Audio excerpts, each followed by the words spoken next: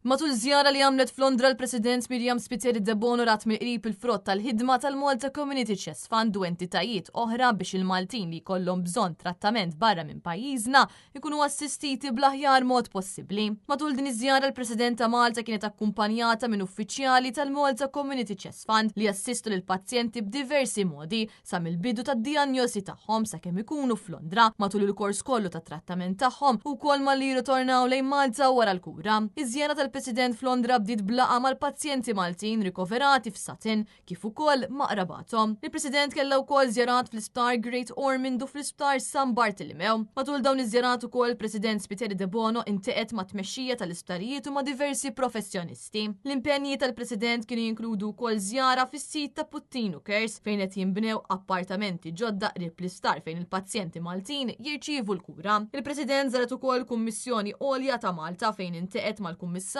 u l-impjegati fejn kienet spjegata mill-qrib il-ħidma biex jissaħħu relazzjonijiet kulturali u kummerċjali bejn Malta u r-Renju Unit.